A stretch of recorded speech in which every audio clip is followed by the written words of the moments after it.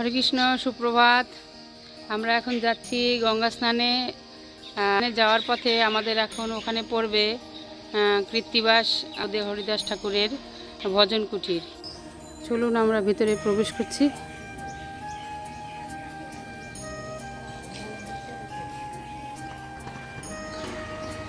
এটা হরিদাস ঠাকুরের ভজন কুটির।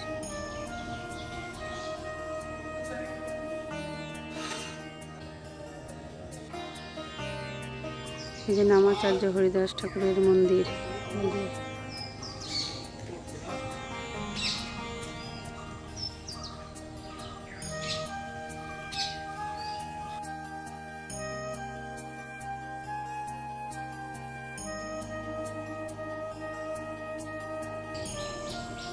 জয় রাধে।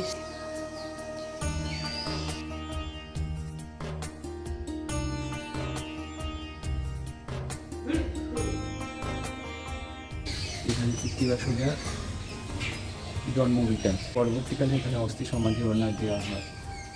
আর এখানে হরিদাস ঠাকুর 3 লক্ষ নাম জপ করতেন এখানে বসে। কাটোয়ার গঙ্গায় যখন হরিদাস ঠাকুরকে বাইশ বাজারে বেত্রাঘাত করার পর হরিদাস ঠাকুরকে যখন সুরধনী গঙ্গায় ভাসিয়ে দেওয়া হলো, তখন কাটোয়ার গঙ্গা ভাসতে ভাসতে নবদ্বীপ হয়ে শান্তিপুরে আসে। শান্তিপুরে তখন অদ্বৈত পাঠে অদ্বৈত বহু গঙ্গার স্নান করছিলেন। সেই সময় দেখছে একটা শবদেহ ভাসতে ভাসতে আসছে, কিন্তু মুখে নাম চলছে, কিন্তু শবদেহ।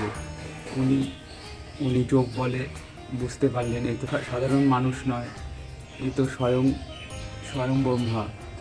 তখন ওনার পাঠে কিছুদিন রাখলেন, শরীর সুস্থ করলেন। শরীর সুস্থ করার পর ওনাকে বললেন, তুমি এখানে থেকেই ভজন করো, 3 লক্ষ নাম এখানে বসেই তুমি ভজন করো। আমরা মা গঙ্গার কাছে চলে এসেছি। এখানে স্নান করব। স্নান করে মা গঙ্গাকে দ্বীপ দেখাবো। দ্বীপ দেখিয়ে বাড়ির দিকে রওনা হব। আপনারা মা গঙ্গা দর্শন করুন।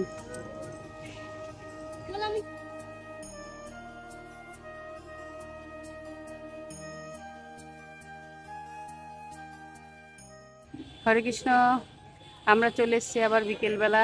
এখানে অনুষ্ঠান হবে।